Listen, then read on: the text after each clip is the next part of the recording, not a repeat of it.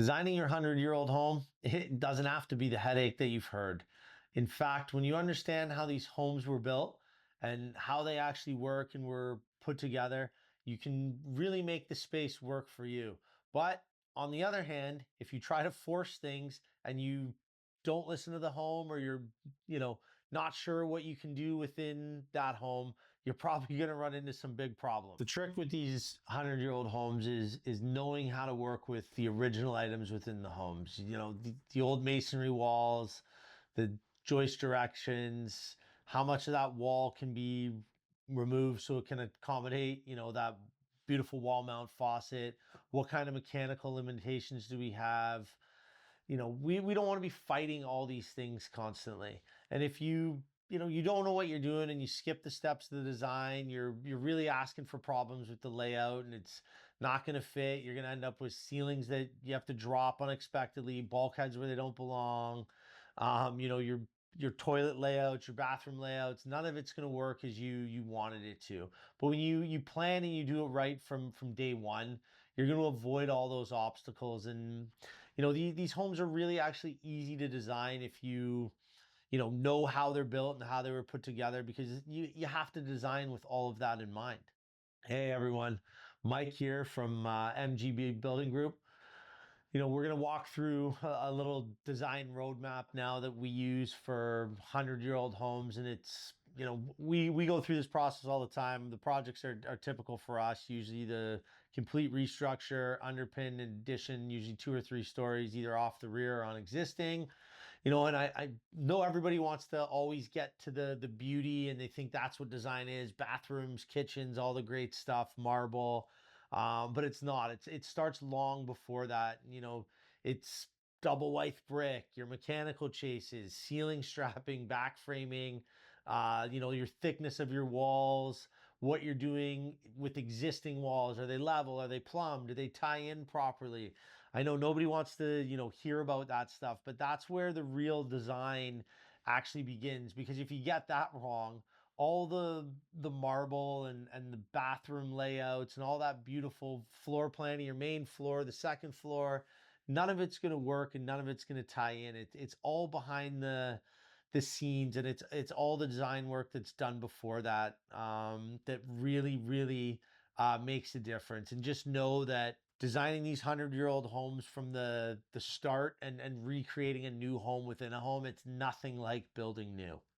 So designing these 100-year-old homes, it doesn't have to be a battle. It's, you're not trying to miss the first punch from the house, or hit the house first.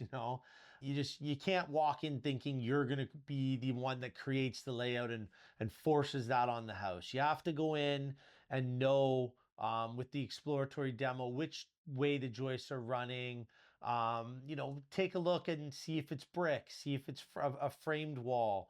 Know what you're getting yourself into there, and know where the point loads are coming down. All of those items, they all go into play so much for how we're going to be able to design within the existing home here. This house is old. It has a personality. It's stubborn. It's unpredictable. How would you feel if you were 120 years old? So think about that when you're trying to force this on the home. And a lot of that is where this goes wrong. It's the clients get frustrated. They're trying to force things. The architects tried to force it. The designer did, and they don't understand or what it's going to take to get that plumbing on that exterior wall so that the layout works for that, perfect powder room that you really want to have in there. So once you're showing a little bit of respect to the structure, and your team understands how these homes were put together, it's really going to unlock your design, and it's going to allow you to move through and update with leveling your floors, bringing in the modern mechanical systems, all of those things, making sure the tops of your windows all line up, old home, and of course the addition in the back.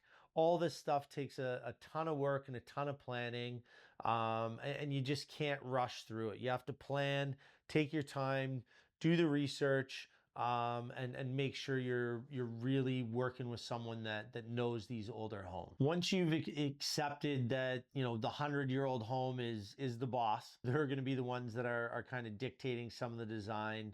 You're able to go in and build the modern layouts, the modern mechanical systems, and you're able to get the modern amenities you want. And every decision you make, every wall you're moving, all those ceiling heights, your chase, every cabinet run you sketch, it's got to account for the underlying structure.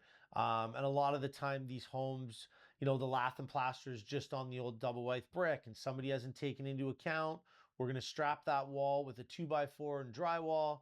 That's going to make it 4 inches smaller. When we're going into, you know, our stair openings, if we're not accounting for triple white brick in the basement, our stair openings are going to get more narrow.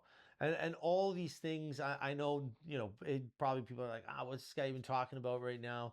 But they're all things that we walk through in the design, and we really slow the process down, and we walk through everything where we're mapping out the structural, we're mapping out HVAC. We want to pick those paths so we're not designing on site, and, you know, just imagine the disaster it is on the job site when you're trying to figure all these items out and get that perfect layout. You've already purchased your fixtures, and now it doesn't work. So you don't want to get into that situation now. So we have a look at how the new and the old, they're going to tie in, and it transitions so everything feels natural in the way that it was. We don't want it to feel, you know, we made these adjustments on the job site, because if you do that, it's really easy to tell that you did that, and that's the sign of, you know, a poor renovation and a poor builder. So if you're planning a major renovation on one of these, you know, older 100-year-old homes we have here in Toronto, you know, get in contact with us, click the link below, and we'll show you how to develop a vision, work within your budget, schedule everything for you together, and we can show you how this works on paper, so you're not making those terrible decisions during the construction project. You know, I always see these projects go off the rails. It really happens quickly on these projects, you know, and it's plumbing had to go on an exterior wall. We had to get a chase up for the HVAC. Our windows don't line up in the existing home with the addition. Does that all matter? You know, of course it matters. You want everything to be put together beautifully. It's almost you're performing surgery in these older homes, and the teams on site, they need that plan and that design from our side, and it needs to be approved by the clients, so the guys on site are actually able to you know, bring those items to life for you and make it the beautiful kitchen you want. Your windows line up, like all those great things that you want, they have to be planned, and careful consideration needs to be taken in these older homes in Toronto.